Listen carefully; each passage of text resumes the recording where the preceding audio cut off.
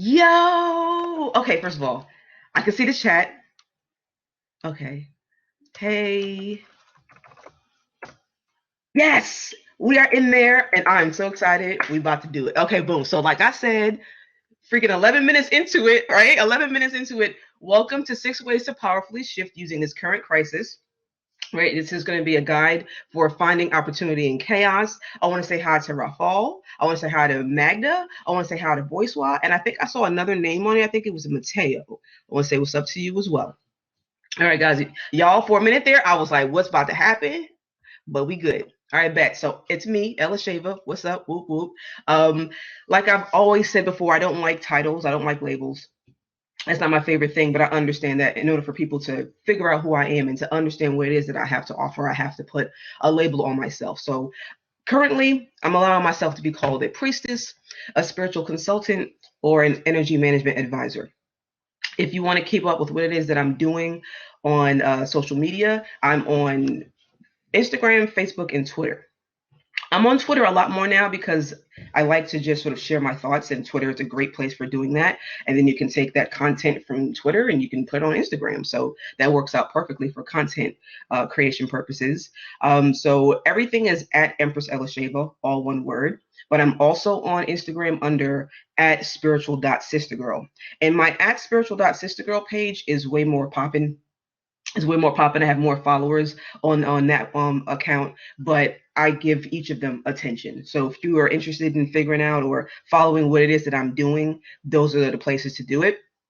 I partner with men and women to identify and grow their spiritual identity and help them deepen their understanding of their spiritual path. And also to my website, if you can see it, I hope you can see it. My website is empresselisheva.com. And that's where I have all of my digital products. I used to carry physical products, but I've shifted over to digital because I'd rather teach you guys what I know instead of selling you different tools and different, herbs and stuff. Like, I'd rather you learn how to do it from me and then maybe buy it from somebody else. I'm totally fine with that because I feel like me teaching you just contributes more in the way that I want to. So in addition to keeping up with me via social media, you can also text the word vibration to the number 77948. Oh, good. Good. You're seeing and hear everything. Okay, good. Text the word vibration to 77948 as another way to stay connected to me and Priscilla Shava. And I'm calling that more of a text club because I can't think of another name, another snazzy name just yet. But yeah, that's another way to keep up with me. And I'm thinking probably every week, maybe 4 times a month, I'll be texting because I don't want to go crazy and inundate people with messages. Yeah. So okay, in terms of whether or not I can do that internationally, I have not been able to reach them just yet, and it's not because they were unreachable. It's because I hadn't called them back, Magda, since that day. But because I was preparing for this presentation. So after the webinar is done, I will contact them because I think they're only available until like 5 o'clock. And I was like, what? Because I tried to call them at like 7, thinking they were, going to be there 24 hours. So I will definitely let you guys know about international, whether or not that's available internationally. Rafal, you're not in my group, so I guess maybe you can follow me on Instagram, and I'll announce it there on Instagram. Okay, and I already just gave what those sites are, right? Right there. Okay. Yeah, and like I said, I'm not gonna like overwhelm people's phones, you know what I mean? Because I can't stand that. And I've unlisted or unsubscribed from a lot of text clubs because they just kept on texting me, and I was like, no, you're messing up. All right, so yeah. So I'm gonna go ahead and be upfront about something, and the upfront part is this, right? At any minute now, my 5-year-old might bust up in the room, right? Because the new normal for everyone is we're stuck in a house and we're working from home, and our kids are home with us. My kids have been on home instruction for about, I think this is the 3rd week, okay? And I was lucky enough to get them to go out into the other room, and my sister's watching them. So hopefully they will not, Lily will not bust up in here because she's very attached to me. So I wanted to let y'all know up front, like, hey, that might happen. Oh yeah, and then also too, This is a webinar, and this is going to be a free webinar, and I'm going to share a bunch of free information, but I will be making an offer at the end of the webinar, because that's kind of how people do, you know what I mean? We offer free information, and then we offer you something that's premium. So, if you stay until the end, there will be a nice little gift for you because you stayed till the end, but I am making an offer, and I do not feel bad about it. I saw this. I just added a few slides this morning, because there were certain things I came across that I felt just spoke to me, and I wanted to share with other people. I know there's at least one parent who's on the call right now, and I just wanted to say, guys, be gentle with yourselves. I'm going to read this right here that I came across on Instagram, and when I saw it, it was something that I needed to see, because I've been guilting myself for not doing my best in this crisis with my kids. Parents, what we are being asked to do is not humanly possible. There is a reason we are either a working parent, a stay-at-home parent, or a part-time working parent. Working, parenting, and teaching are all three different jobs that cannot be done at the same time. I've been trying to do them at the same time and beating myself up because I have not been doing an excellent job at it. It's not hard because you're doing it wrong. It's hard because it's too much. Do the best that you can. When you have to pick, because at some point you will, choose connection. Pick playing a game over arguing about an academic assignment. Pick teaching your child about doing laundry rather than feeling frustrated that they aren't helping. Pick laughing and snuggling and reminding them that they are safe. If you're stressed, lower your expectations where you can, and virtually reach out for social connection. We are in this together to stay well. That means mentally well too.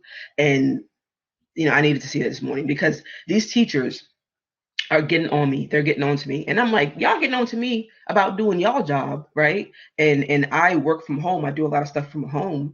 And it's difficult. I have an 11-year-old who is very self-contained, and she handles a lot by herself, and that's a blessing. And she's very independent. But I also have a 5-year-old who is very attached to me, and she needs me a lot.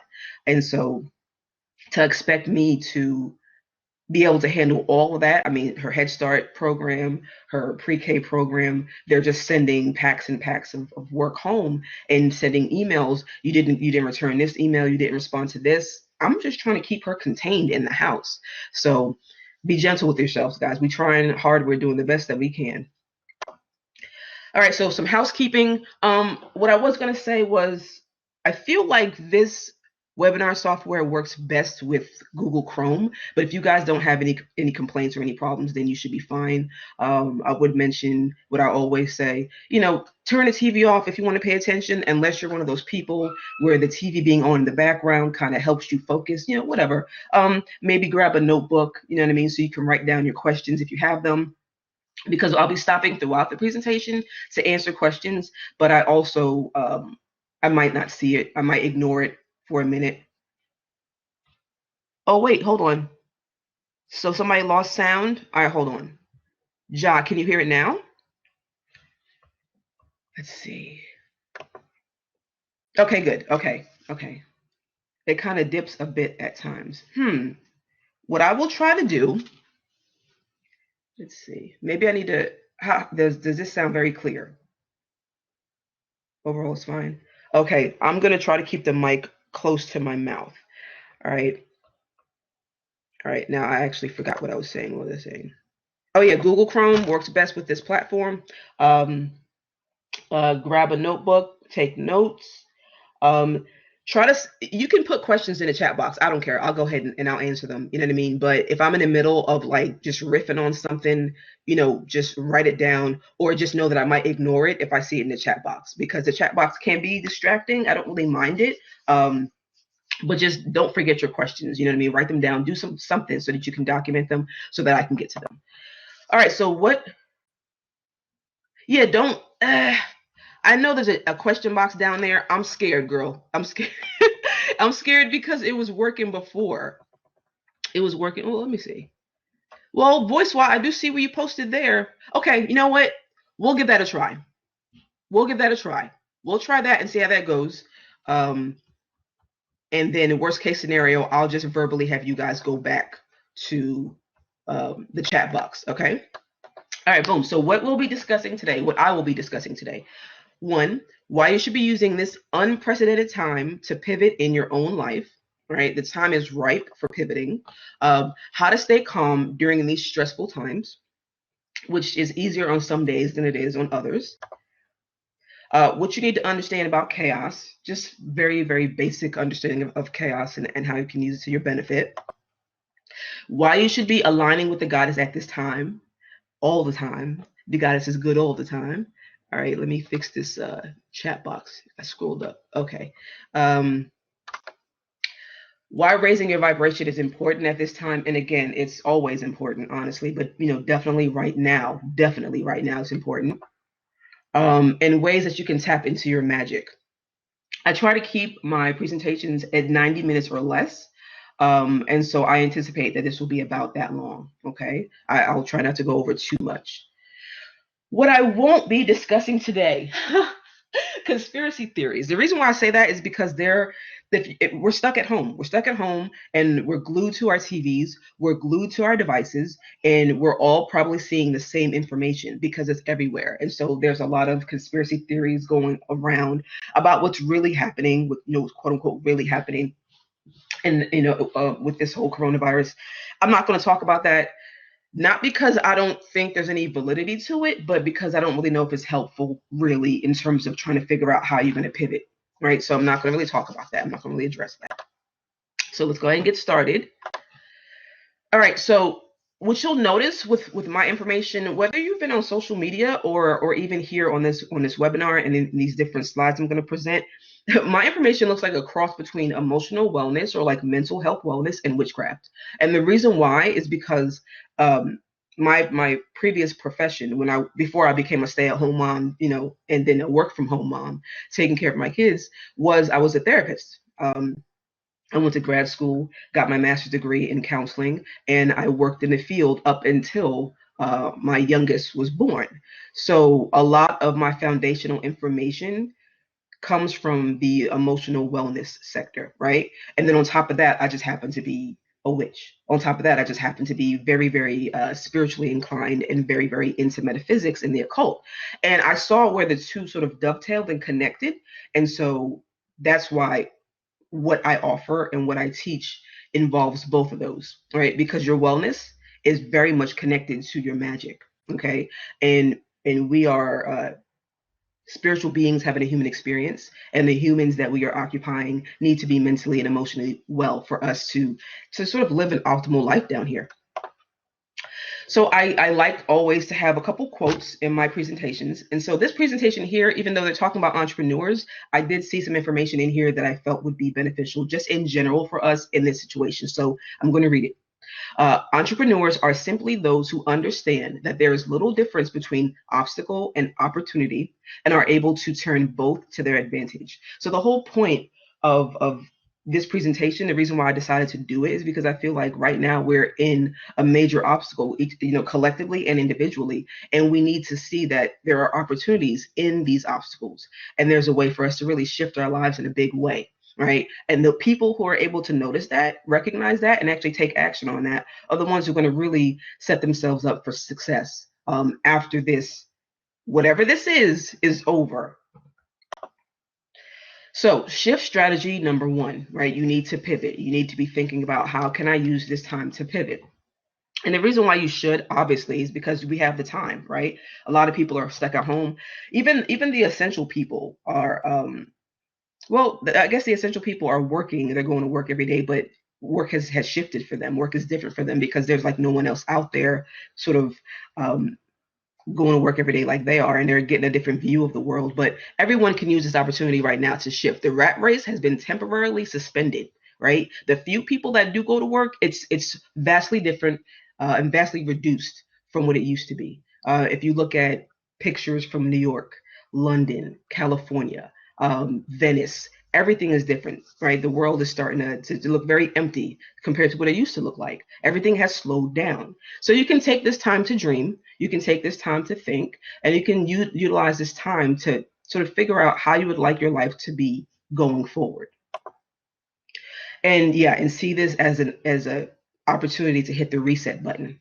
which is not a bad thing. This is actually a really, really good thing. And I think honestly, there's a divide in the people. There's the group of people who are really shook and really nervous and really afraid, and they're glued to their televisions and they're trying to figure out if they're going to make it. And I'm not trying to make light of the people who perhaps themselves have the coronavirus, or they know a family member who has gotten the coronavirus or even died from it. But there's some people who are really, really afraid, and there's some people who are like, yo, this is what I've been waiting for, and I'm about to use this energy to shift. So again, like I said, my stuff is a combination of like witchcraft and emotional wellness. I think right now is a very good time to work on your relationships. Um, Indoors, of course, right? This picture, when I found it, it was a good picture, but it was an outdoor picture. I'm like, work on your relationships, but do it inside. That was you, then you got severely sick. What do you mean, John? You were outside with your friends working on your relationships, and then you got severely sick. I think it's a great time, like whoever you're stuck in the home with. Like right now, I'm stuck in the house with my kids and my sister, and we always spend a lot of time together. Oh, you were excited about the downtime to work. Okay, so what Ja just said was that she was excited about the downtime to work, but then she got severely sick. We don't know how long this is going to last. We don't know because he had said, like, I think the middle of April, and then he changed it to the end of April. So hopefully you get better very, very quickly. But there's a lot that we can do from bed. There's a lot of visualizing and thinking that we can do, and you're here on this call. So, you know, but yeah, I'm wishing you a speedy recovery. But I think it's important for us to work on our relationships. We're realizing how interdependent we are. We're realizing how much we need one another. When this whole thing really broke early on, I found myself going to the supermarkets and talking to the clerks that work there, even before shit hit the fan, right? Because I kind of got a premonition early that shit was gonna hit the fan, so I went to the stores early. And they kept on saying, "You need to have 2 weeks worth of food. You need to have 2 weeks worth of food." And I bought the 2 weeks worth of food, and then nothing happened. And then I started to eat the damn food, and I was like, "When is it gonna happen?" The food. I already bought the food, and we're eating it. We're eating the rations. But I took the opportunity to thank the people who were working at the supermarkets when everything kind of hit, because here in New Jersey, people, got pretty stressed out. And we have a habit of whenever hurricane season hits, people run to the stores to buy cereal and milk, and they buy up all the cereal and the milk and the bread, and they were buying up all the toilet paper. This is point one. This is point one with multiple points underneath it. Yeah. So we're seeing how interdependent we are, and it's very important. In China, they saw an uptick in domestic violence, and it's because people are all, we're all sort of boxed in a small space together. And I think it's just really important for us to try to work on our relationships and work on ourselves so that we can relate better with the people that we're stuck in a space with, right? Relationships were always important, whether they're family relationships, workplace relationships, or even like your intimate relationships. Take this time to bond with your family. What I did with my group was we did a Netflix party. And so I recommend doing that with the friends that you have that are not in the home with you. I think that's important. I'm going to do that coming up in a couple of days because there are a few friends that I'm not in the home with, and I don't know when I'm going to see them. And just as a way to bond with them and kind of keep that connection, it's so important because it is very isolating. And I do feel somewhat isolated. I'm lucky in that I have my sister here and my children here, but there are people that I love and care about who are not in the home with me. And so anything that we can do, a video call, a Netflix party, whatever, I'm willing to do that. And our Netflix party was really awesome. It was fun. And I look forward to doing our next one. Just any way that you can bond. I think also too, it kind of dawned on me the other day. This is a great time to sort of connect with your network, your professional network. If you have not been doing that up to this point, it's a really good time to connect with your professional network. So even though they've been saying with the mail, you have to be careful with the mail because the coronavirus can exist on the mail or can exist on certain surfaces for, I forget, 3 days or whatever, as safely as you can. I do think that it would be beneficial to send some letters out. You know what I mean? Send out some cards, just the little thank you cards, but they don't have to say thank you on them. They could be blank, and you can just write a little note to former coworkers, former colleagues, a previous supervisor, a current supervisor. You know what I mean? Just reach out to the people who are in your network, because you know what? When this whole thing, I hate saying blows over because I feel like it's never going to really blow over, but when this whole thing is over, your network is going to be really important for employment and for whatever the hell we're going to be doing going forward. So you can use this crisis as an excuse to check in if you have been lax in maintaining those bonds and those relationships with your professional network. And if you ain't ever have one, then now's the time to build it. So take out a piece of paper and make a list of the people that you used to work with. You know what I mean? Look at your resume if you have to, and look at the previous jobs and try to pick at least one person from each job that you can just kind of connect back with. I really think that's what I know that's what I'm gonna do. Another way to pivot, right? We're still on point one, is assess your life up to this point. Like, let's be honest. Were you even happy, right? And I hate to say it like that, but like really assess your life and look at it. I saw this morning. This is something else that I just added. In the rush to return to normal, let's use this time to consider which parts of normal are worth rushing back to. The reason why I wanted to really include this is because, again, like the teachers, my daughter's teachers, and not just my daughter's teachers, but also like professors, I'm reading on Twitter these different stories about people who are maintaining the same expectations of us in this whole crisis, right? And we kind of only care about what's happening to us in our immediate sort of sphere, right? But you can't help but to see what's happening globally. You can't help but to see what's happening, nationally. And so to have expectations of people, like I heard a story of these professors who were like, well, these kids who are doing the schoolwork at home, how do we know they're not faking and pretending to be sick, pretending to have the coronavirus? We should require proof. And there's been stories of employers who have been requiring proof of coronavirus. Even if you don't have the virus, just this whole situation is very stressful, right? And people are trying to navigate what the hell this new normal looks like. And so to expect people to provide doctor's notes, we're supposed to stay in the house. What are you talking about? To look at people with suspicion and think that they're lying.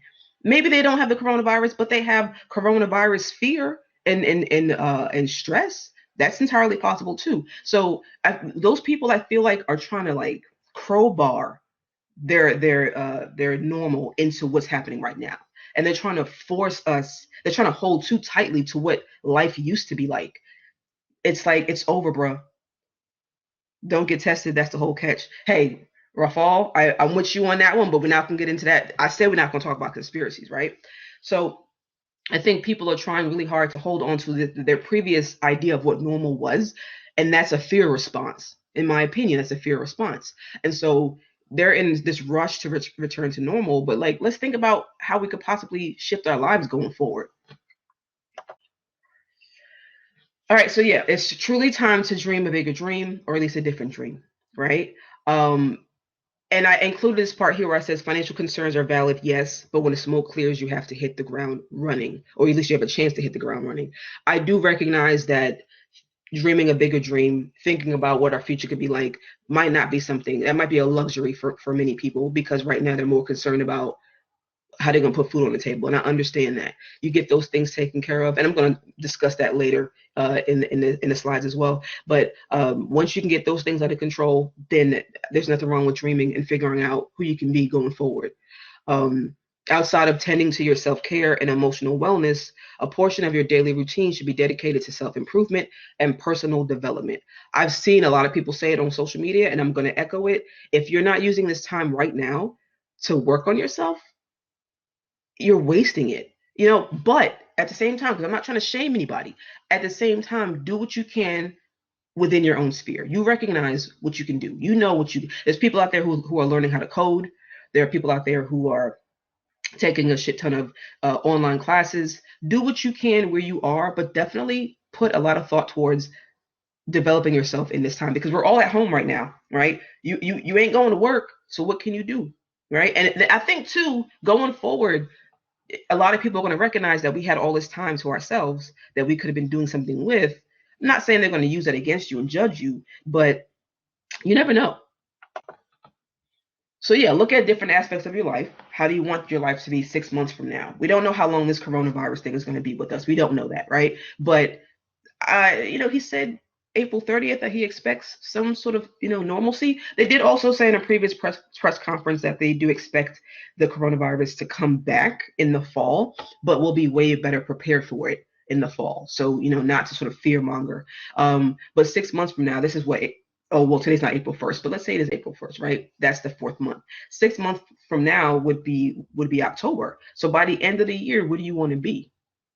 What do you want your life to be like? Give some thought to that right now, because that's giving you a 6 month lead time to slowly work on that, right? I'm not saying you have to shift your life right now. Ain't nobody shifting their life right now, but just think about what you might want, because sometimes just the thought alone is enough to help visualize and then slowly shift you into that reality. So yeah, think about where you want to be in all the different dimensions of your life, physically, intellectually, spiritually, right? I say physically, like, hey, you could be working out right now. I could be working out right now. I should be working out right now. But just look at the different dimensions of your life and pick one to sort of master and improve. Another thing, I'm always talking about the cards. You know, if it's hard for you to kind of get to a place of clarity in understanding what you want and understanding where you want your life to go, pulling cards might be very helpful. I use cards a lot when I can't pinpoint what it is that I might want. So I think if you have any kind of divination tool available to you, cards, a pendulum, runes, I do think that that's a good idea in sort of helping you understand what you might want. Because I live my life both spiritually and physically, right? And that's the harmony that I seek. So I recognize that, yes, I'm a spiritual being having a physical experience, and that I need to attend to both of those. And so that's why I utilize all of the above. That's why I utilize different tools to sort of attend to those two different aspects of myself. If you don't have runes, you don't read cards, that's fine, right? I recommend you using this time to start learning. Hayhouse.com, if you know who Hay House is, you can go to that website and sign up for their email list. Once you sign up for their email list, they always let you know when they're having sales. They have sales very often. They just had one a week ago, 50% off their different products. And one of their really big product lines is Oracle cards. And so, you know, I definitely bought another deck. I bought another deck. From my understandings, a certain person on the chat stream bought 4 decks. So you can get a little crazy with the deck shopping, but it definitely is helpful for you in terms of getting a better understanding of your own subconscious, okay? And talking to spirit when it's hard for you to hear it because there's a lot of distractions, when it's hard to hear it because maybe you might be a bit stressed or overwhelmed by all that's going on around you. Cards can be very helpful in helping you zero in on particular desires and information that you want to know. You need details. Oh, you need more details on your energy. Okay, and we had that discussion. I think that's why we had that discussion yesterday. So yeah, you can use divination tools like oracle cards or tarot cards to help you delve into your own subconscious desires. And like Voice, what I just said, you need more details on your energy, because some of us are very sensitive to energy, and so it can be difficult to figure out what's yours and what's not yours. Okay, that could be part of the problem. Whenever I get like that, I do realize that it's important for me to get a bit more grounded, and to sort of pull back my energy to me as opposed to being very scattered. And so that's when I kind of turn off social media. I kind of turn off the TV, and I sit to myself and center myself, do some meditations. Meditation doesn't have to be sitting down cross-legged. You can do a walking meditation because we can still go outside. So go for a walking meditation, perhaps with some Hindu chants on, or whatever it is, you know, some meditation music, or just fucking regular music, even if it's like rock music or hip hop or rap, whatever helps you sort of tap in. And that can help you sort of zero in back to yourself. Just set the intention that you're trying to zero in back to yourself, and also visualize yourself pulling your power back to you. That can also help voice why. So yeah, let's move on. So when it comes to pivoting, I mentioned earlier that you need to attend to your basic needs. If you took any sort of psychology class, even just basic introduction to psychology, they talk often about Abraham Maslow's hierarchy of needs. And so I felt like it would be remiss if I didn't talk about just our basic, you know, physical needs and physical desires and all those things in talking about moving forward and pivoting, because it's sort of, I don't want to say disrespectful, but it's unrealistic to expect people to move forward and towards self-actualization when they haven't been able to address their basic needs. So that's the whole idea behind Abraham Maslow's hierarchy of needs. You have your base needs at the bottom, right? Your physiological needs: food, water, warmth, rest. I think on other iterations of this pyramid, sex is also on there. Sex is an actual need, a physiological need. And so if you don't get those base needs addressed, then it sort of stops you, slows you down from moving upward on the pyramid. Okay.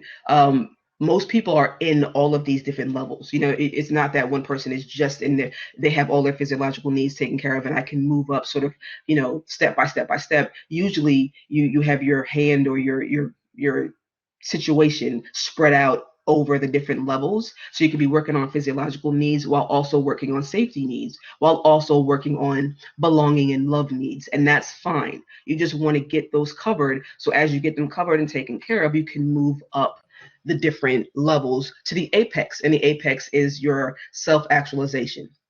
That's what everyone is aiming towards. That's what everyone wants to work towards. And so that's another thing you could be doing right now. You can be assessing yourself in terms of this pyramid and finding out where you might be and where you might need to do some work, and then set a plan for addressing that. Because again, working with energy, being a witch, doing witchcraft, any of that stuff, it's all tied to your own emotional wellness. And if your wellness is not optimal, then energetically, you're not going to have just the most expansive, strong aura, right? You can really, what I'll say right now too, is when I learned about the chakra system, like this is basically a chakra system, right? That's essentially the colors are different, but the physiological needs, that's the root chakra needs. Safety needs, also root chakra needs. Okay. Intimate relationships, that's sacral chakra. Okay. And you can see where I'm going with that. And so those needs need to be addressed as you want to work towards self-actualization, which is in the crown chakra. So you can have enough energy going up and down throughout those chakras, right? No blockages. So another thing I would like to touch upon is the importance. We already talked about relationships. You do want to tap into your community. Your community is very important. We don't know what the hell this is going to be like going forward. And so currently at the psychological need part, let me see. Oh, and now at the bottom, that's physiological needs. Physiological needs. Okay. Well, and if you're at that part, John, this right here, what I was going to say, your community is very, very important. I keep hearing stories about people who are isolated and who are alone at home. What I did today was reach out to a lot of people on my Facebook page because I care. I want to know how they're doing. I love them. Most of the people who I'm friends with on Facebook, I actually went to school with. Or I went to, okay, when I say school, I either went to elementary school with them, middle school with them, high school with them, undergrad with them, or grad school, or I freaking worked with them, right? So I tend to collect people.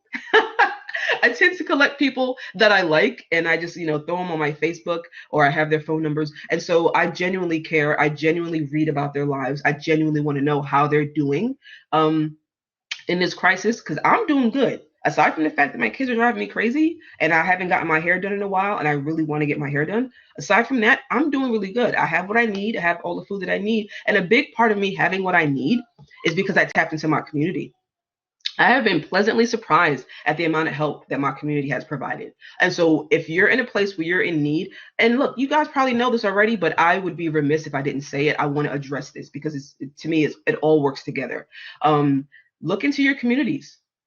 Find out what's being offered at churches. I know that we're not supposed to be gathering in groups of 10 or more, right? But I'm pretty sure the churches are still open. So look into your churches. Schools have been giving out food to families of students who receive free lunch at school, and really just who receive free lunch at school, but also just anybody, right? They've been doing that, and it's been amazing. It's been really beautiful. I've been like, oh, I'm proud of y'all. Y'all actually coming together and doing stuff for the community and handing out non-perishable goods to make sure people are getting their proteins and their dairies and all that stuff. They've done that. I've taken advantage of everything. I went to the store, I bought plenty of food, but I said, you know what? I'm going to go ahead and get this too, so that there's anyone that I can offer this to who maybe can't get out the house. I'm going to hook them up, and I'm actually getting ready to go check on one of my neighbors, because I have an older neighbor who's hard of hearing. So I'm actually going to go check on her if she even lets me knock on her door, because people are kind of scared. But I do want to check on her because she's always been nice and she looks out for us. I want to see if she's okay too.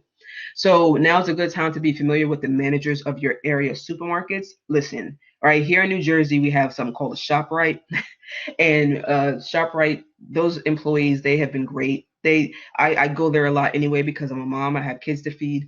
But I've been talking to and connecting with and asking them how they're doing, finding out when the damn the stock schedule is, when y'all getting another truck, when y'all gonna get some water. You know what I mean? So not saying that you should try to get information to sort of uh, uh, get more than your fair share of food, but I think we realize now, because we've always lived so isolated, and that's just been a byproduct of the society we lived in. Well, a byproduct of the new society that we're living in, it's gonna require that you get closer to those in your community. And so I was shopping at ShopRite the other day, and I saw a manager, and I said, I want to let you know that I really appreciate what you guys are doing. I'm very thankful for what you're doing. I hope you guys didn't see this notification that popped up. But anyway, and then also too, community centers are providing food supplies. There's a community center in my town that's providing food supplies for individuals in the community with children, and also individuals just in the community who might be at most at risk. So pull out your phone book. If we still have phone books nowadays, like I just dated myself, pull out your paper phone book or look online to check out different community centers in town and food banks and all that stuff, and just see what they have. And don't feel no kind of way about going and getting your needs met, because a lot of people are out of work. You know what I mean? And ain't no shame in this shit. And then in terms of the stimulus package, okay, good, Magda. In terms of the stimulus package, just real quick, I just felt like I wanted to put that out there. Make sure your taxes from 2018 or 2019 were done. This is for people in the U.S. Because apparently, if you have not gotten your taxes done from if you didn't do your taxes from 2019, so that's last year, that's fine. You still have time to get those done now. They extended the deadline to July 15th. But you want to at least have your 2018 taxes done, because that's what they're going to be basing the stimulus package distribution off of, right? Whatever accounts you got your taxes put into, that's where they're going to be distributing those funds. And that's how they're going to determine how much you get, whether or not, if you're married, filing jointly, if you have children, so on and so forth. So everyone who's on this call right now that's in the US, I don't know if you guys have children or not, but anyone who listens to the replay might be in that situation. And so it definitely would behoove you to make sure your taxes are done, or at least look into that. Like, just do a Google search on it, because a lot of different stories, a lot of different news companies have discussed that and sort of told you the parameters of it. All right, so moving on to the second strategy. Oh my God, that first strategy took me forever. So we're on the second strategy, remain calm, right? It's very important to remain calm. I feel very calm right now because I'm sharing information. It feels good, and this is a community thing here, so it feels good to be doing this. But it is challenging. It is challenging to remain calm. And I noticed that I do kind of get a little, I don't want to say stressed, but I get a little I get a little I don't like the way it feels, at certain points, depending on how much consumption of media I've done. So it's very challenging if you're plugged into social media and or watching the news constantly.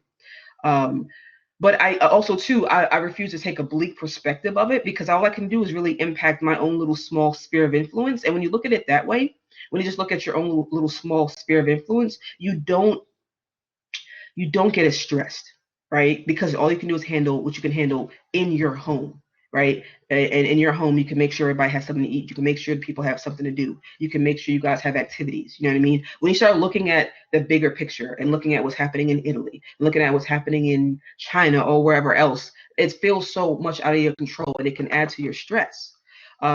So why remaining calm is important. I mean, this is very obvious, but I'm going to go over it anyway. It's important for you so that you can keep your wits about you. If you're stressed out, it's very difficult to think clearly, right? And so sometimes I feel like these news channels can be a bit irresponsible, but they do have to report the news. We have the choice of turning that shit off when we don't want to hear it. I'm gonna tune in and get my information and then turn it off. right? When you're on social media, you might have to put it down for a second because everyone's sharing, because we're all trying to share, but we don't realize that we might also be doing damage. Okay. When we're stressed, the immune system's ability to activate its defenses is compromised. And so there is, you could be possibly making it harder for your body to fight off the coronavirus. You know what I mean? If you're stressed out. So remaining calm is very important. Do what you can. Meditate, do deep breathing. Again, like I said, go for walks, center yourself.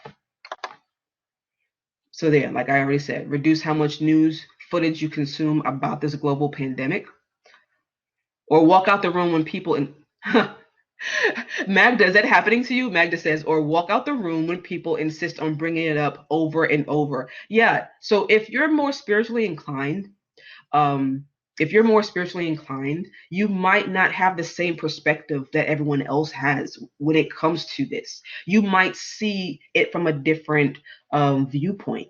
You know what I mean? You might have learned how to self-soothe, right? Your brother and sister like data and they both love to talk. Oh gosh, yeah, yeah.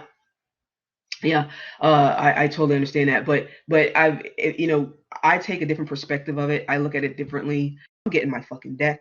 I'm getting my deck of cards and I'm tapping into that, right? If that's what I want to know. If I want to know what's going on, that's what I'm doing. And so, like Magda said, remove yourself, turn it off. There's other things on the TV. There's Netflix. You know what I mean? Watch other things, and Netflix. They think they slick. Netflix put like 4 different pandemic movies on there. Don't watch those.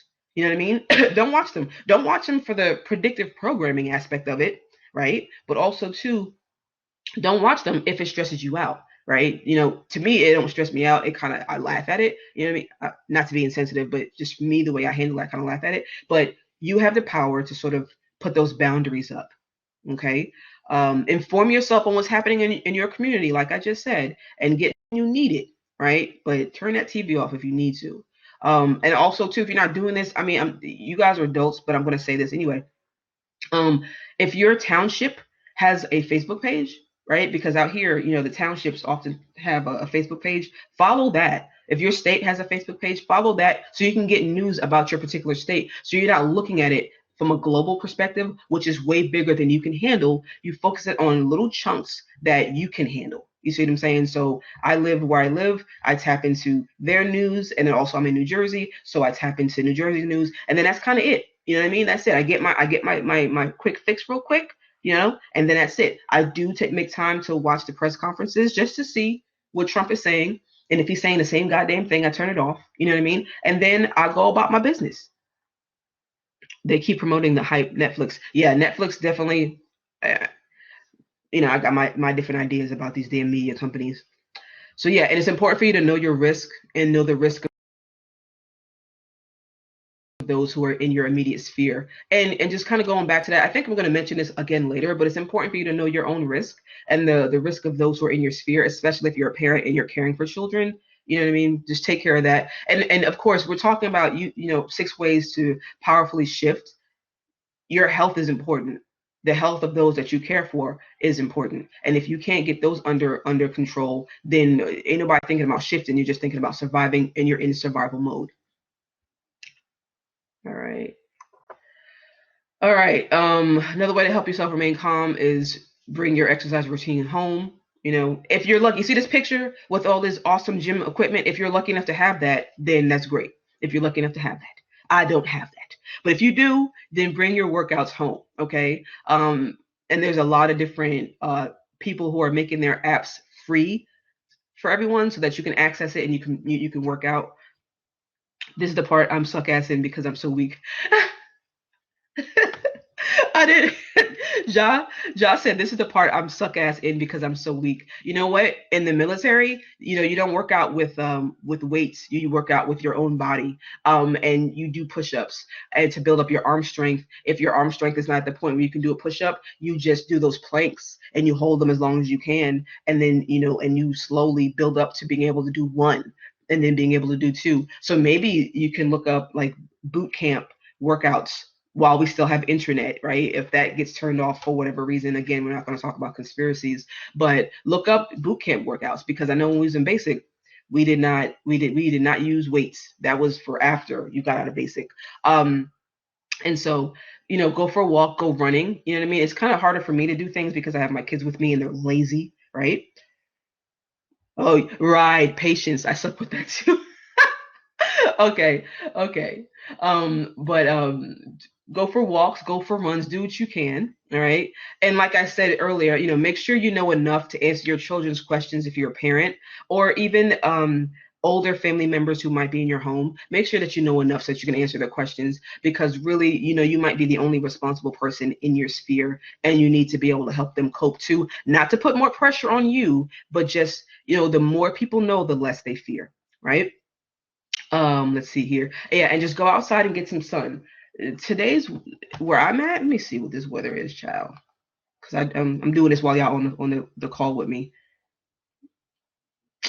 Oh my God, it's 43 degrees. This is pathetic. Okay, well, it's 43 degrees and it's raining, right? What do we expect? It's spring in the US, and so that's kind of how it's going to be. But whenever you see an opportunity to go outside and get some sun, it's very important to get some sun. The sun is very healing. Okay, so it's very important. Coronavirus or no, it's important to get sun. All right, so keep moving. All right, so understanding the blessing of chaos, right? Shift strategy number 3. So once we get all those foundational needs out the way, right? We get those foundational security needs, physiological needs out the way, and we're like, all right, we're good. I got enough food. I got shelter. I got clothes. I got whatever I need. I want to start tapping into some magic. This is the last remaining slides are going to be about that. So we would agree that this is a pretty chaotic situation, right? Right? When I say chaotic, like we're sort of 3 weeks into it now, 4 weeks into it. But prior to that, people I think didn't really believe that the shit was gonna hit the fan, right? And I think Trump was constantly trying to keep people calm, and it's not that bad. It's okay. It's okay. Oh my God, it's bad. Oh my God, go get food. You know what I mean? It kind of just went from everything's okay to oh my God, everything's not okay. And that to me is a very chaotic situation. I thrive in chaos, straight up. I fucking thrive in that shit. I'm the person who would apply for jobs where nobody wanted to work there, because I knew that in this environment I can bring typical Gemini expression. What is? What's the typical Gemini expression, Ja? I'm curious now. What, I thrive in chaos? I'm a Pisces. Okay. But moving forward, so I thrive in chaos, right? I'm the person that would go to different jobs that a lot of people didn't want to be at. And because I knew that I had something to bring to the table, and it would really just be an opportunity for you to shine. In chaos, all potentials exist. Okay, in chaos, all potentials exist. So here's another quote by Anais Nin. In chaos, there is fertility. Chaos is a state of things in which chance is supreme, right? It's an unorganized state before the creation of distinct forms. To bring that down to sort of layman's terms, all potentials exist. All potentials exist, and so you really would just have to align with the vibration of the reality that you want. Okay, so right now, that's what we're in. We're in chaos. Everything's going crazy, and it can go any direction right now. The energy is right on the planet where things can kind of go in any direction depending on who takes charge of the energy and sort of wields it, or sort of directs it toward the direction they want it to go. But is there unhealthy chaos? Is there unhealthy chaos? That's a good question. A friend of mine, he said there's chaos and then there's havoc, right? Exactly. There's chaos and then there's havoc. Havoc is to me more ungrounded chaos. Okay. Chaos is all potential, right? Havoc is there's no control, and everything is just going all over the place. Does that make sense? Yeah. So to me, you might see them as the same, but that's how I differentiate.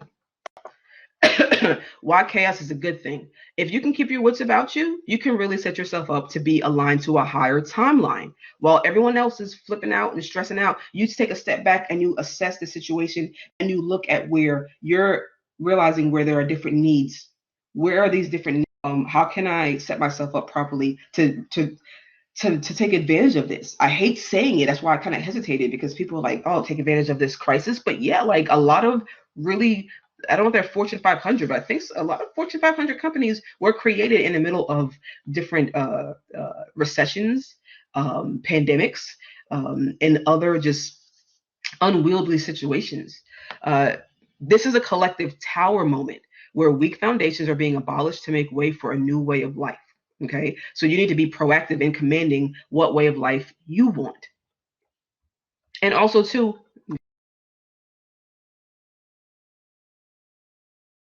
see what this next slide is.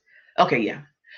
Chaos is the quantum realm. Whenever we're talking about energy, we're talking about doing magic. When we're talking about creating our own realities, we're talking about taking energy, just straight energy of source, which is the quantum realm, and we're taking that and we're shaping it into what reality we want. When I'm always talking about you need to raise your vibration, right, so that you can magnetize a higher vibrational reality to yourself, that's what I'm talking about. I'm talking about tapping into the quantum realm essentially and creating the life that you want. The quantum realm is pure energy and where everything originates. Thought originates, emotion originates. Your vibration dictates what frequency or quality of reality you will experience. As above, so below. So chaos in the mundane is just as full of potential as chaos in the quantum, right? So if we normally as, okay, I can create whatever reality I want from this chaotic situation. Well, we have a chaotic situation here in the mundane. It's a reason that the same thing applies down here. Excuse me. The energy is ripe for imprinting. We're in the middle of Easter equinox rebirth energy, all right? And so you can tap into that as you want it, shape for what you will.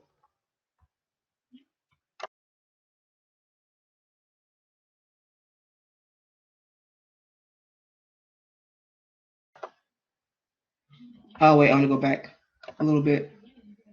Are there any questions so far? Because I feel like I'm going in and out. Can you hear me? Let me see. Any questions so far? Because I just realized that I haven't been asking you guys. And while I'll give you guys a chance to do that, let me drink some water. Hold on. Excuse me. So you didn't hear the last part about the equinox. Oh, okay, yeah. So what I was saying was the energy is ripe for imprinting what you want upon it. Right. And then also, too, if we're going to sort of align to the energies of the planet and align to the cycle and the wheel of the year, this is an opportune time for tapping into rebirth energy. Okay. Which honestly, somebody might even say that that's what the government's doing. But anyway, yeah, this is an opportune time to tap into equinox rebirth energy because the equinox, at least the vernal equinox, we have two. We have the vernal equinox, which is spring. Whenever the vernal equinox happens, that's the first day of spring, right? And then whenever the autumnal equinox happens, that's the first day of fall. With the vernal equinox, the sun is returning. The sun was already returning from its quote unquote slumber, starting on the 21st of December, right? Because light starts to slowly return at that point, and then you can say that it reached its full sort of rebirthing on the first day of spring. Okay, and so the planet is coming back up. Animals are coming out of hibernation. That's the symbology that we're thinking about here. And the equinox and Easter go hand in hand, right? So this is a time of great rebirth energy, and so it's a time for you to imprint upon the chaos what reality you want to experience going forward. So sort of what's the word? To tag along with that, yeah, because last night I noticed around 7 p.m. it was super. Yeah, yeah, you too. Yes, just yesterday it was really light out, and I was like, "What? This is." It seems like it's too soon for that, but no, it's not. It's right on time.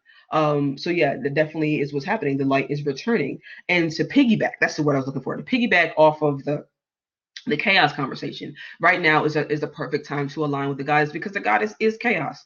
When I put the goddess has answered the chat, when we're talking about the chaos realm, we're talking about the darkness that came before creation, and we are talking about an energy that is associated with feminine energy. Okay, so that's associated with the goddess.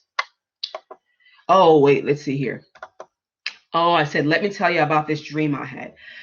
I'm gonna need water for this one. I don't want to go too far into that dream, but it does have bearing on what I'm talking about right now. So in this dream that I had, I'll keep it short. In the dream, there was an instance where there was there. Oh, Magda, you might have heard this one if you're in the group. You might have heard this on a previous live. In the dream, I was standing outside of a house with another individual, an older lady, and she was there. We were standing outside like a mansion or something, and she was there, and her grandson was there, and her grandson looked like an 8-year-old version of Napoleon Dynamite. So just doofy, just doofy in the face. Oh my God, Kelly came to me when exactly. Now you motherfuckers, I love it. I love it. Okay, continuing. I'm sorry, I'm commenting on what's in the chat box. Um, you guys can be so distracting for me because I'm enjoying what you guys are sharing. But so in the dream, you had this Napoleon Dynamite looking kid, you just doofy, right? And he was like 8 years old, and so I just sort of knew in the dream that was his grandmother, the woman that was there, and we're standing in the back of the house. So the mansion, there has the front, we're in the back where the pool is, really beautiful pool deck area, and it's gated. It's very big, spacious back there. And outside the gate, I could tell that like the city and the bustle, the hustle and bustle and traffic of the city was outside of that, but I could still I could hear it, and I was aware that it was out there. In this pool, in this big pool, there was a huge snake, a huge like anaconda type snake. Like if you've seen that movie Anaconda with Jennifer Lopez, it was that kind of big ass snake. Um, and the boy was playing by the water, and he was getting in the water. And the grandmother was like, "No, no, no, stop!" And he was just looking at her with that doofy face, like I'm not listening. And I'm just watching, and I'm like, I ain't getting involved. But what the hell he doing? It's a damn anaconda right there. We clearly weren't concerned about the anaconda that was in the water, but he was too close to that shit. And he eventually gets into the water, and he stands on top of this thing that's called an omphalos, Omphalos. All three of those things, the water represents the subconscious, which represents the divine feminine. The snake, the serpent, is a symbol of the divine feminine, right, of the great mother. And then the omphalos is also a symbol of the divine feminine. He goes into the water and is ignoring the snake, and he stands on top of the omphalos, right? So looking at that whole thing, as I'm dreaming it, I'm also decoding it, right? And I'm looking at this and I'm like, okay, so he went into the water, so that's going into your own subconscious, so that's tapping into the divine feminine. Standing on top of the omphalos, you're suppressing it in a way, and you're surrounded by the snake, which is you being surrounded by the goddess. Okay. The snake wakes up. The snake wakes up and starts looking at him. He's oblivious to the snake being there. But then when the snake wakes up and lifts his head out the water, he's like, oh shit, with his little 8-year-old Napoleon Dynamite looking ass. All of a sudden, he's like, oh shit. And the grandmother's like, get out of the water, get out of the water. He's not listening, but now he's frozen with fear because he sees, oh shit, I done fucked up now.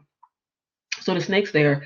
And I'm like, I guess I should do something. So in my dream, I'm like, let me call 911. Well, in dreams, whenever you try to call 911 or try to do anything with a phone, you get all rubber fingers, and I can't operate the phone. I was trying. I called the phone.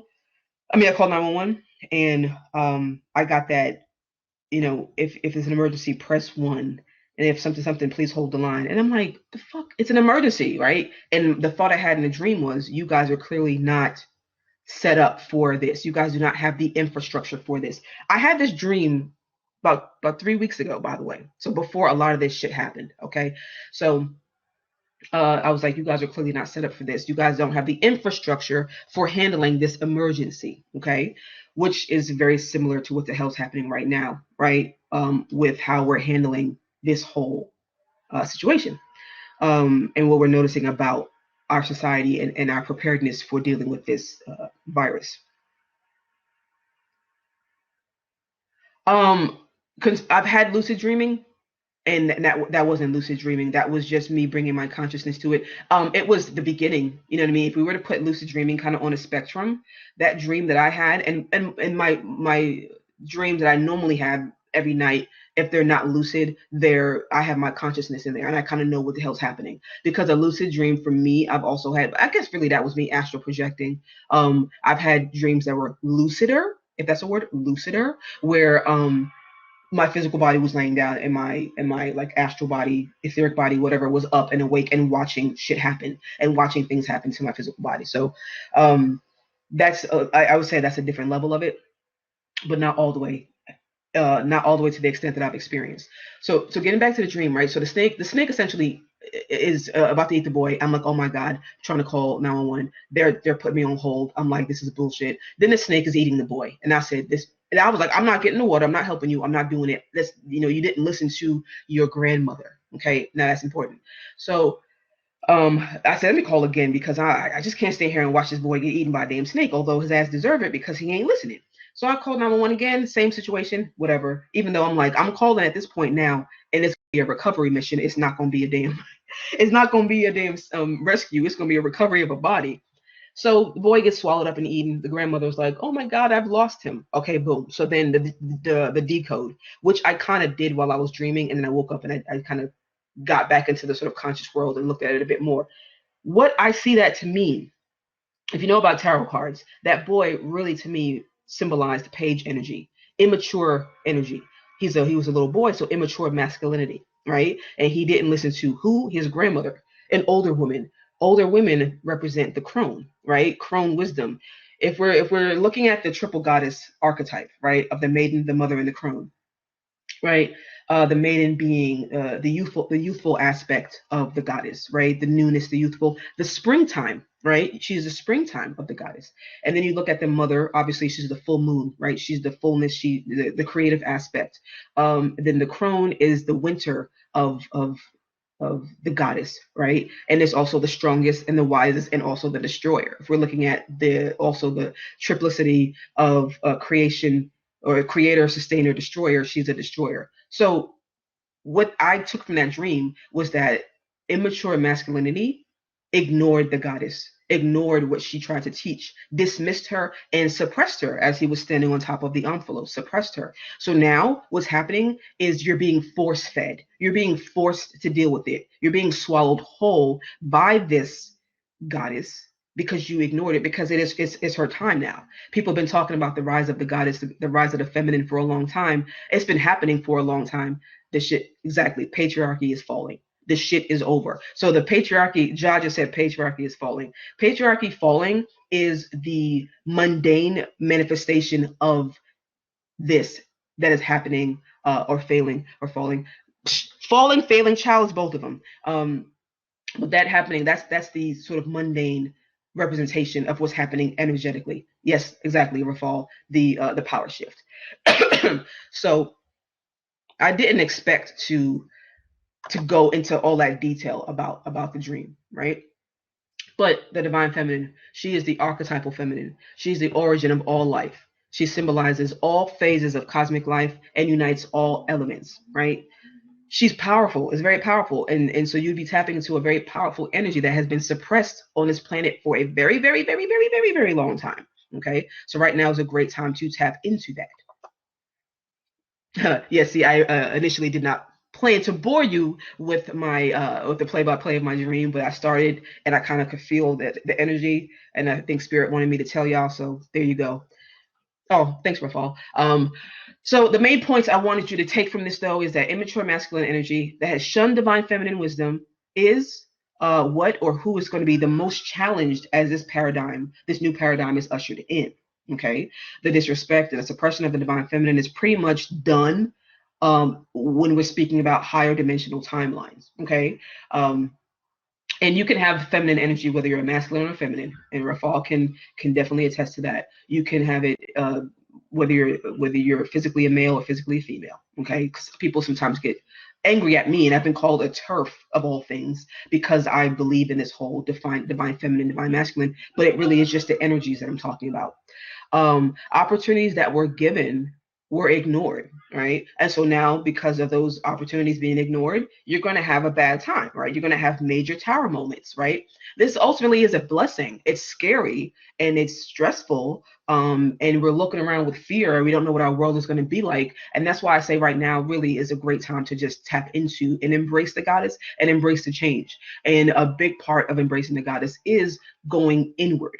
Okay, let's see if I included what I thought. Yes, I did. Good job. Okay, so some qualities that are traditionally associated with the feminine, right? Because if we look at the yin yang here, the dark one, the black one with the white, is the feminine aspect, right? So everyone who's physically a feminine, physically a woman, you might physically be feminine, right? And that's the majority, right? That's the the foremost way that you present, but you have elements of masculinity or the masculine energy in you. Same thing goes for the masculine. You might physically present as a masculine, physically present as a male, but you have elements of the feminine within you. That's what you're tapping into. That's what you're tapping into, right? And qualities that are traditionally associated with the feminine: flexibility, indirectness, softness, being calm, being a bit more internal, okay? Tapping into your intuition more. I'm extremely feminine externally, but super masculine. I mean, well, shit, that sounds like you might be in balance then. That sounds like balance right there. And only you can tell if you're balanced or not. You know what I mean? But that's the goal. The goal is to become more and more imbalanced in those energies. Another quality that's traditionally associated with the feminine would be receiving, right? So you see this picture here. You got a dude, you got a chick. They both got masculine and feminine energies within them. Okay, feminine qualities are in everyone. It's time to intentionally explore them. Right? When I say intentional, it's important to do things intentionally. You set the thought in your mind, you set the intention in your mind, and that sets the stage. Femininity is not about being weak. It is actually about wisdom and ability to be totally passive and let the feelings flow through you, guilt free. Can't touch this. It's actually power. It's the most ancient power on the planet. That's what I'll say. So if you find that you have been inflexible, whether you're a male or a female, because it can show up in anybody, if you feel that you've been inflexible, release control sometimes. Okay. If you feel like you could work on being a bit softer, explore how you can do that. Femininity or feminine energy is associated with being more internal. So go within more, do more meditations, journal, right? Get to know your inner self and start trusting your intuition more, right? Tapping into that more. Goddess energy has been rising for some time now. And as I say here, energetically, it will not be denied. The shit is here. You know what I mean? And there's a lot of people who were not tapping into that, and they're being forced to. They're experiencing their own tower moments. And that's kind of that's it. That's just what it is.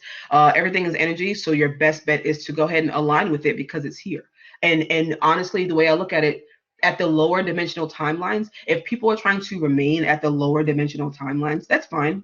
I don't know what you came here to experience energetically or spiritually in this incarnation, but to remain at the lower dimensional timelines, I feel like it's just going to be a lot harder because the push energetically on the planet is to ascend. And so those that are rejecting that, I don't know what it's going to look like, but I know that fear is definitely going to be a big part of it. And so that goddess energy, that feminine energy is already within you. You just have to cultivate that energy. You have to intentionally go after it. And it's not difficult to do. Setting the intention starts the process, and you'll start to notice certain things being brought into your sphere of awareness. Okay, just by you being on this call, you know what I mean? That's an example. You see what I'm saying? It's going to prompt you to perhaps go and do more research, or follow me, or whatever it is, follow someone else, whatever it is that you do to tap into the energy. I'm very used to saying, or I'm always saying, you take one step towards spirit and it'll take 1,000 towards you. It really is just about intention and action. Okay, because you do have to take action.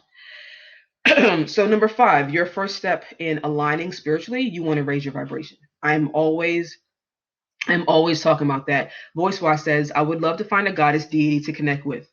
You will, right? I think a really good first step in that is figuring out what energy you want to align with or cultivate more of in yourself. One for every sort of aspect and every emotion. So depending on what you're trying to, we can talk about that later, but depending on what energy you want to cultivate in yourself, that's a good way to sort of figure out which way you want to go.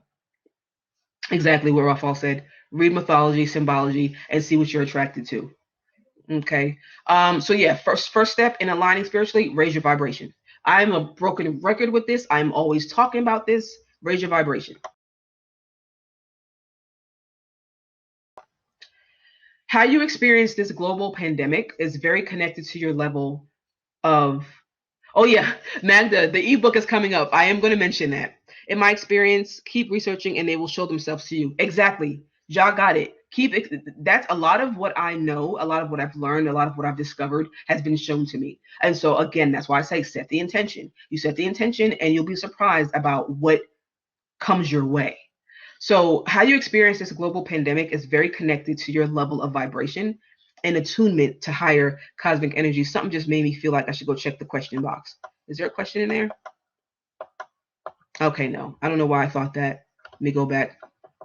Okay. So yeah, how you experience is going to be connected to your level of vibration and how attuned you are to higher cosmic energies, right? So that's the reason why I'm real chill with this. I'm very chill. Like I'm not stressed out about this at all.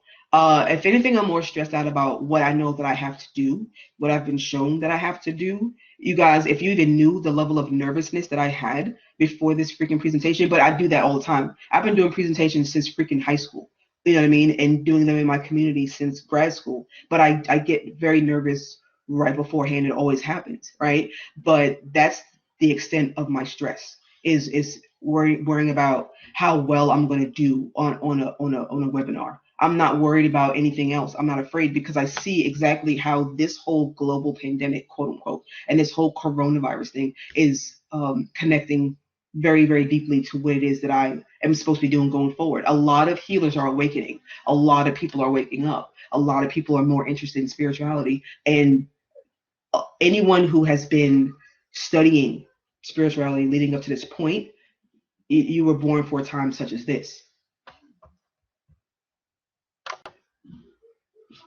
It's not either or it's both and. What did I say here? Oh, yes. Okay, so in terms of raising your vibration, you want to take the middle path. You want to focus on the middle path. And so it's not about either or, it's about being both and, right? It's not about taking precautions in the physical or spiritually, right? Like I said earlier in the presentation, I address both sides. So I'm not going to pick the physical over the spiritual. I'm going to do both. I'm going to attend to both. And you can do both at the same time. It's about recognizing that you are both and doing both. So of course, I always say this, you take smart precautions in the mundane. You wash your hands, right? You're in a human body. Be smart about it, right? You do the social distancing. You don't touch your face, right? But you also recognize the connection between spirit and the physical so that you realize that it's important to intentionally raise your vibration. So when it comes to getting sick, catching coronavirus, or any illness, or any illness, you take your vitamins and you do the common sense things, right? But a raised vibration does assist you in fighting off illness. I'm not a doctor. In fact, I think on the next slide, I even say that. Yeah, I'm not a damn doctor. I refuse. I'm not a doctor. I'm not trying to give medical advice. This is not medical advice, right? It's at the bottom I put, this is absolutely not medical advice. But the way I live my life is I attend to the physical and also the spiritual, right? So I wash my hands, I take my vitamins, I eat my vegetables, you know what I mean? But I also do the work of raising my vibration so that I'm attacking this problem at both ends because I recognize that everything is energetic in nature originally, and then it manifests later into whatever it's going to manifest to, right? And there's speculation that when an individual gets ill, their vibratory rate goes down. So it stands to reason then that a raised vibration correlates with more vibrant health. Okay, so yeah, perhaps you still get sick, perhaps you still fall ill, but the illness is shorter lived and you have milder symptoms, right? And quite frankly, and I don't know if you've seen this story, a lot of people have been telling this story, and it's true of me and my daughters. Back in like January, I got super sick, me and my kids. And we went to the doctor. I had gotten better. And I had gotten really bad headaches. I had a migraine. It was like I'm normally very healthy, but it like kicked my ass. And if you guys are in my group, you remember that I mentioned being sick. And I took my daughter to the doctor, and they were like, her symptoms. They were like, well, this is not a flu. We tested for the flu. It's not the flu, but we don't know what it is. It was something going on in her respiratory system. She's gotten better, whatever. I still kind of have this cough that is lingering, right? But it's not really that bad. And when I sit back and I think about what people say is coronavirus symptoms, I'm like, yo, I think I had that shit. Excuse me. I had to drink some water. I was like, I think I had that shit. I had that back in January. You know what I mean? So if that's true, then yeah, then I guess I've built some sort of immunity to it. But I'm not alone. There's a lot of people who tell the same story of having this really bad, upper respiratory situation with this lingering cough till now that they just couldn't shake. Oh, wait, let me go back to that last point. And a higher vibration creates an environment where low frequency diseases and harmful bacteria cannot survive. So it's not a bad idea to do that. You know what I mean? It's not flippant to say, hey, raise your vibration. There's a lot of very major benefits to that, including your health. Raising and maintaining your vibration allows you to access, excuse me, more energy or chi, however you describe it, to wield in your rituals. And it's also very protective. So people doing rituals, people are casting spells. Yeah, that's great, but you want to be energetic. You want to be electric so that you can actually have energy to wield, right? It's protective, like I said. It's protective against, diseases. Again, I'm not a doctor, but it can help with your immune system, but it also can protect you from lower vibrational entities that are malevolent in nature that might seek to sort of stress you out and fuck with you. Um, it aligns you to your highest vibrational reality. And this is kind of an ongoing thing. So even someone like me, like I know that my vibration is really high because I've watched myself go from a very low vibration to a very high vibration, and I've watched sort of how my spiritual life has been impacted. But even I have to work at it because different things can happen: stress, fear, illness that can discharge you. So you do have to do the work of maintaining and raising that vibration. But it also opens you up to assistance from higher vibrational, higher dimensional beings. It's really just the gift that keeps on giving, which is why I'm always banging on that. I'm always talking about it. I mean, I'm going to always do that. Why do I feel like my Okay, there it is. All right, so you raise your vibration real high, right? You're good to go. Then you want to start tapping into your magic, and it's not like you have to raise your vibration first and then tap into your magic. You can do both at the same time. Okay, you can do a lot of things at the same time. Um, I figure you live the other way so long, right? Perhaps you lived a life where you did not necessarily use magic, and shit is all cockamamie now. So why not try this? Let's just try something new and see what happens, right?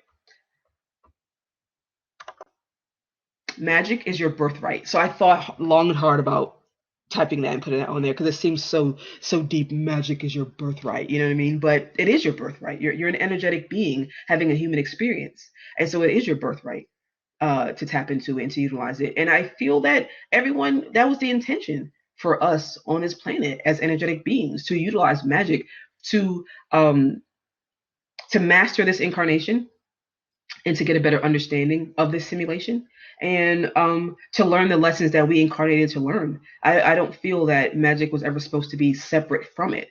It empowers you, and that is why it was suppressed for so long. But the world is changing, the world is shifting, and you really need to be tapping into it now going forward. So the main points I want to mention about magic being your birthright is that I'm going to go to that first sentence because a lot of people don't like it.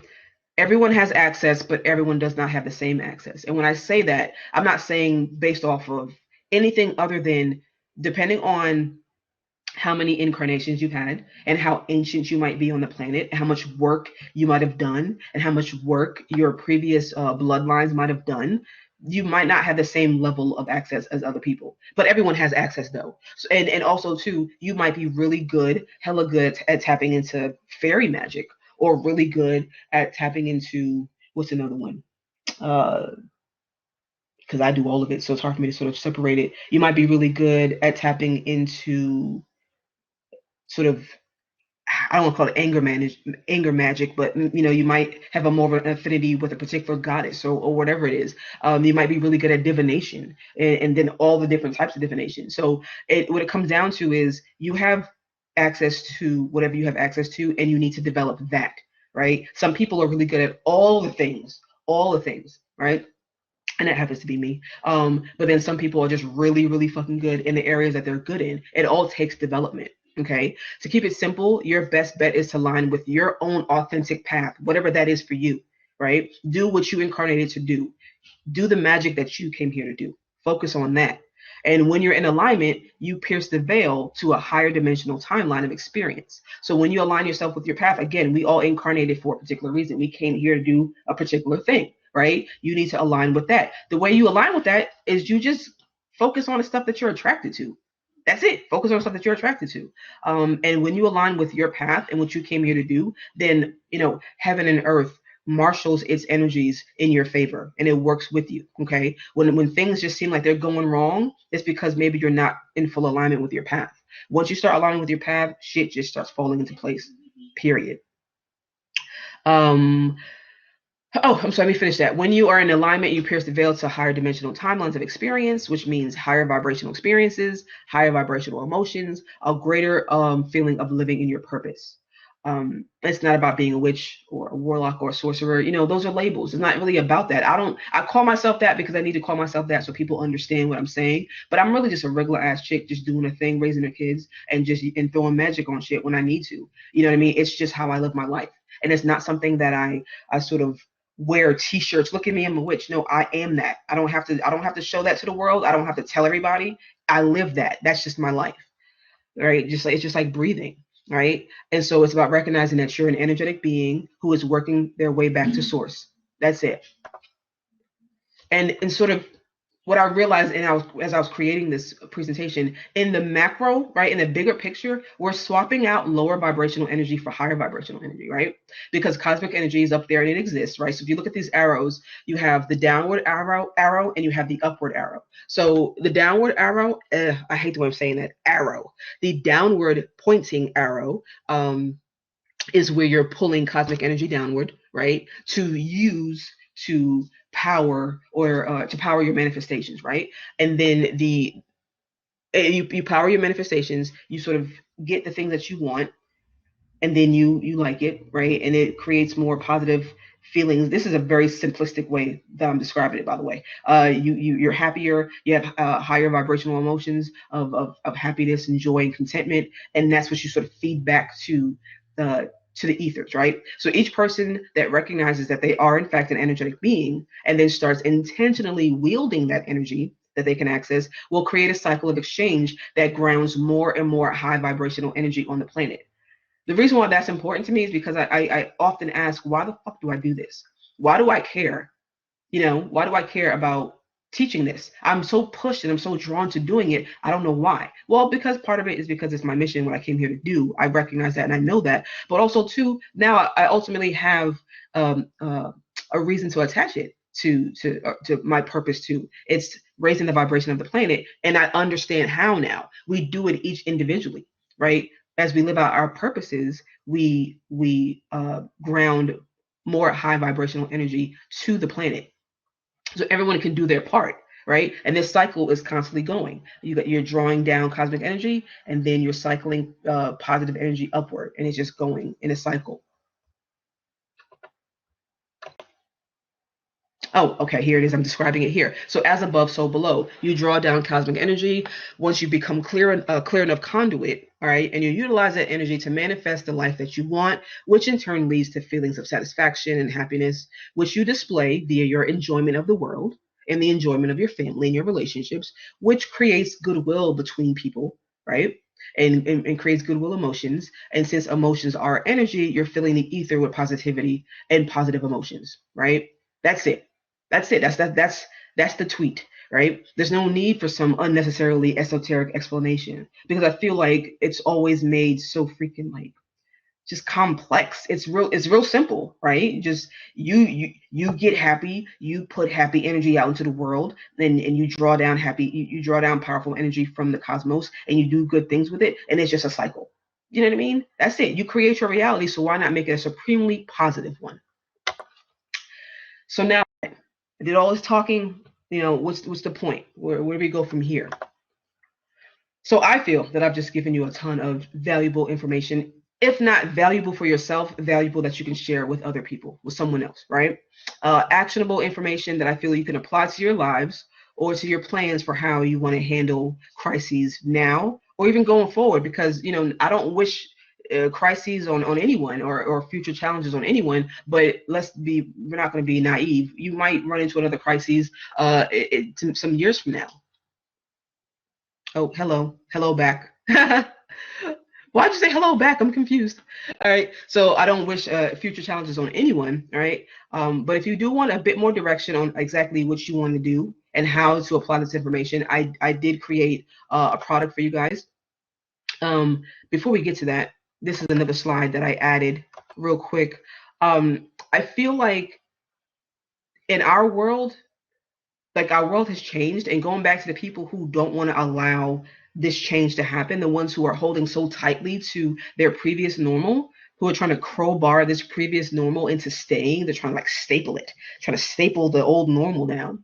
It just seems like we're each at different points in the grief cycle, right? This is where I bring a little bit more of my background as a therapist into the situation. So there's this psychologist named Elizabeth Kubler-Ross, and she talks about the different cycles or different stages of grief.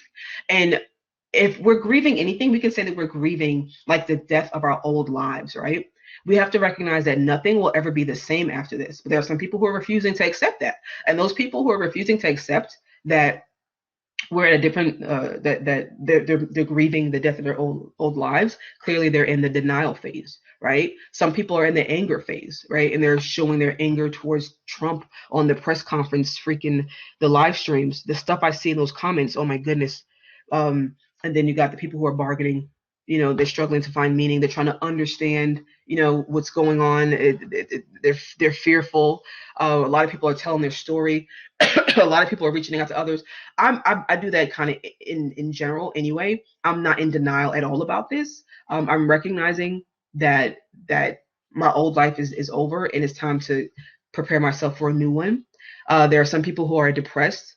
They feel very overwhelmed, and you see that a lot on social media as well. And then you have people who have moved through this, right? And they zipped straight through from denial all the way straight to acceptance. And they're exploring options and they're figuring out how they can move forward. And that's what I'm saying that we need to be doing. We need to get to a place of acceptance. But I'm not trying to rush anybody through their grief cycle, but we are grieving. Okay. Nothing will ever be the same after this. Even if the change to our way of life is negligible, it's gonna change, right? Again, the conspiracy theories that I'm not gonna mention, even if that stuff does not happen the way people have been saying it's gonna happen, there's some kind of change. Ooh, child, I've been hopping around this whole spectrum. Yeah, and that's the thing when it comes to these spectrums and these levels. You know what I mean? It's never a straight shot. You know what I mean? Oftentimes, people, as they're going through the whole process of grieving and going through the whole process of this cycle, some days you'll be more, staunchly in the denial section, and other times you'll be more leaning towards acceptance, right? But I think that we really do need to recognize that we are grieving a death. And we're doing that shit individually, alone, maybe isolated in our homes, and we're doing it collectively. And it's an amazing thing to watch. It's an amazing thing to watch.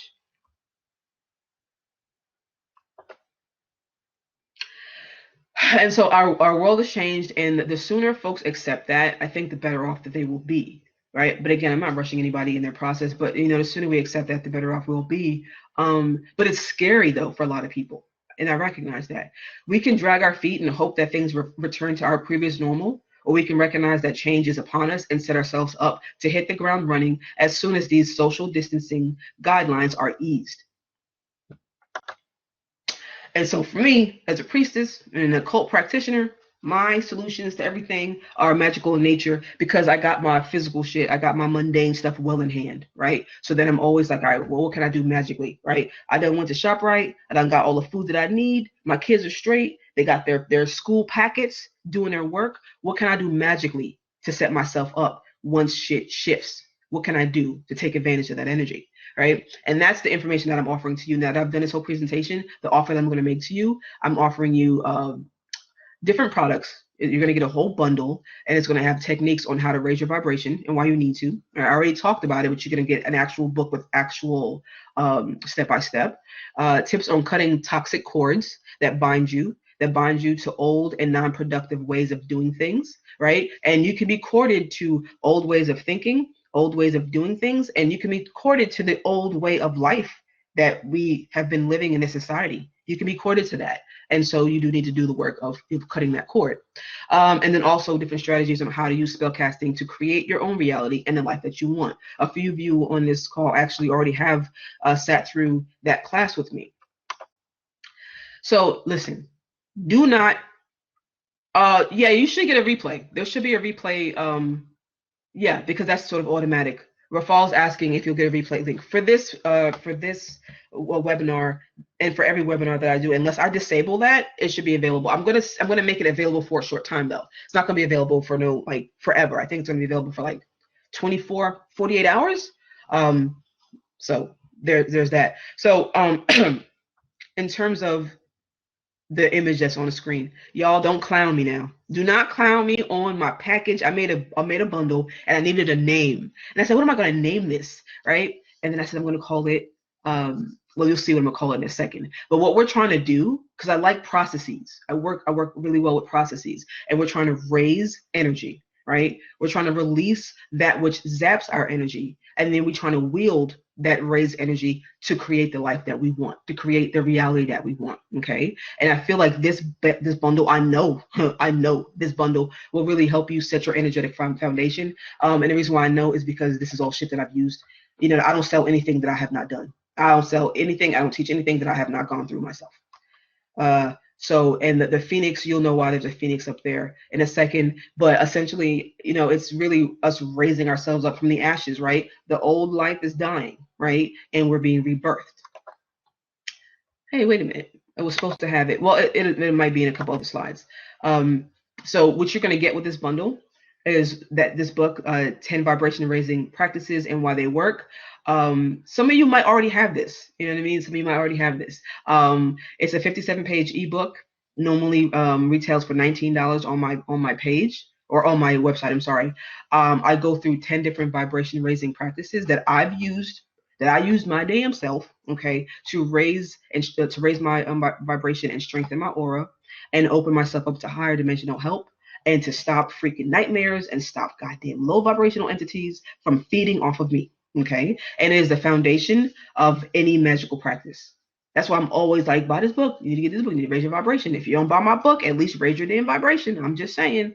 Because if you have a low vibration and you're out here trying to do spells and trying to do magic and trying to do rituals, you know, you might see some results, but they won't be long lived. They won't be expansive and long lived. You know what I mean? They'll just kind of fall to shit. Then the next part of the package is how to liberate yourself from toxic cords. Immediately actionable content, because I actually have like two or three rituals in there for how you can cut cords. I explain why you need to cut your cords, you know, and how you can strengthen more beneficial cords, but also explains how these attachments happen. You'll learn how to release toxic cord connections that drain your energy. And this is also very important for raising your I said raising your foundation. I mean to say it's very important for raising your vibration, and also as a foundation to a magical practice. Okay, I don't know why I didn't see that. I guess when you look at a slide long enough, you don't see the mistakes. So yeah, that one, 57-page ebook, $19 value. This one is also a $19 value from my site.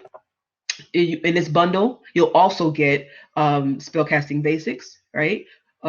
Easily go from concept to conjure. See, you guys can see I like little snazzy titles.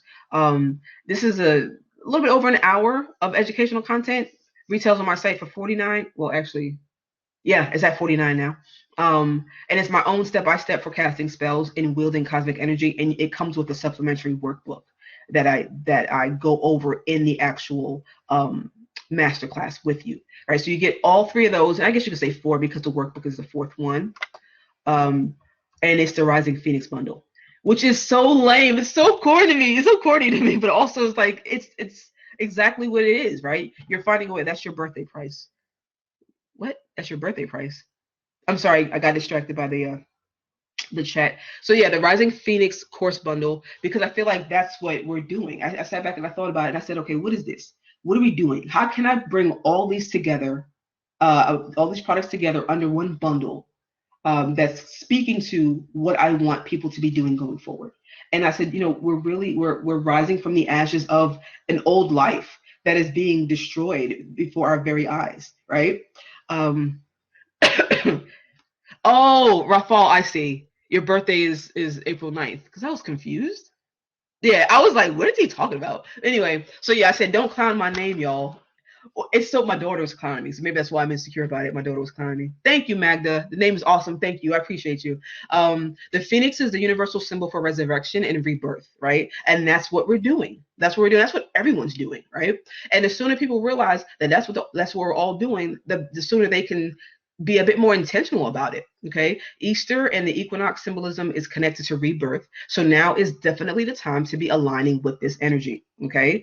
It's a $75 combined value available today, though, for $49. And so I said the link is in the chat. I'm going to try to put it in the chat because, you know, it's been acting kind of crazy.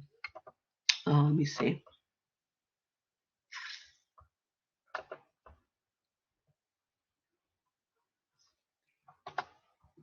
Hold on, I'm just copying and pasting the link.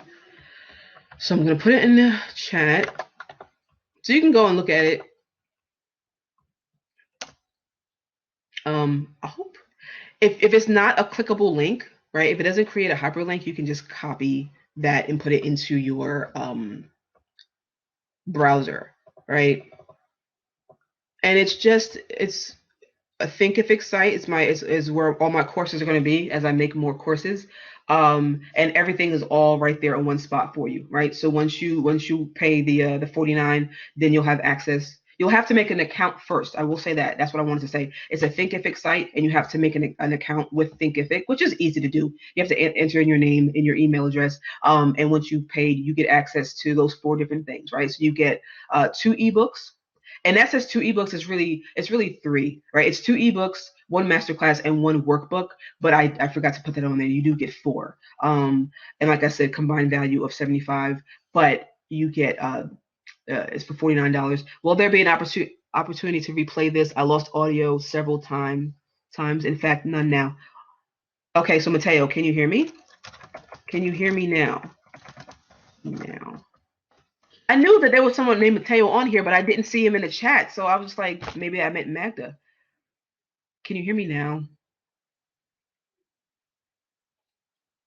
Mateo, I will say this. No, dang. Okay, so I don't know. Everyone else can hear me, right?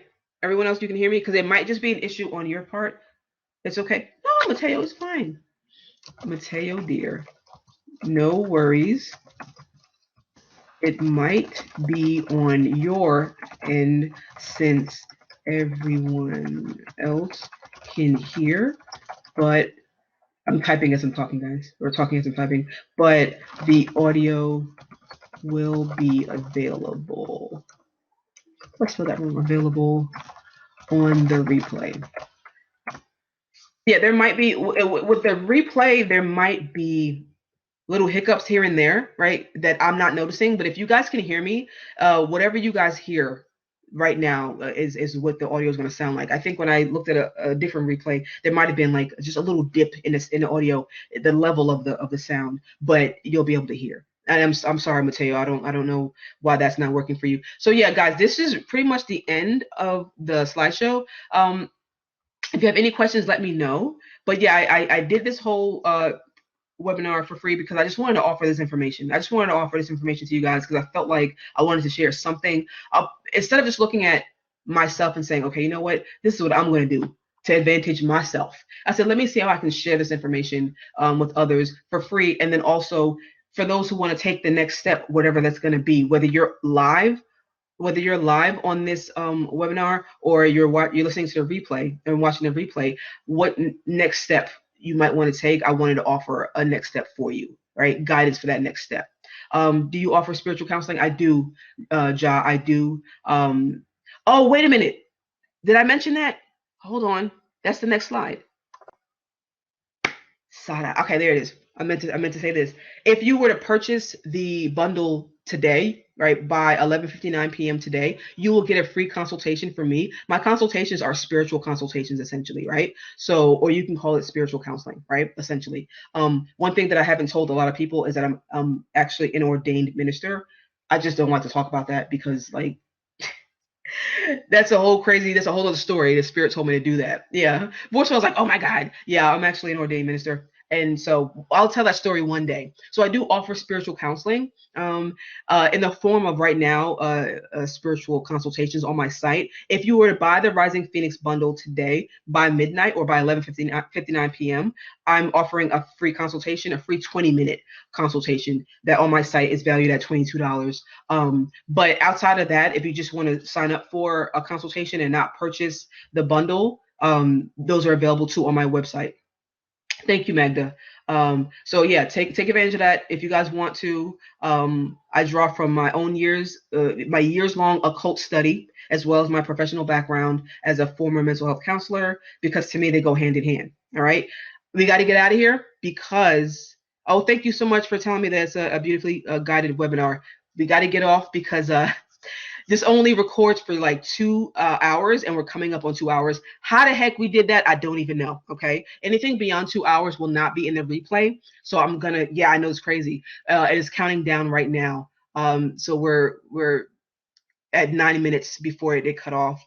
So exactly when the spirit come through. So guys, I will say this: when you listen to the replay, the first 10 minutes when shit wasn't working, that's going to be on there. So be prepared to skip ahead if you need to. That's fine. If I'm able to edit it out, I will. But if I can't, then I can't. But guys, I'm so thankful that you came. And I will see you around. All right. Email me if you have any questions. Let me put that real quick in the box while I have time. Empress Elisheva at gmail.com. Real quick, if you ever need to email me, it's right there. All right, guys, I'm going to go. Bye all, stay safe, and don't forget to moisturize after you sanitize. Girl, you ain't said nothing but a word. That is so true because my hands have been so dry and cracked. Love you guys.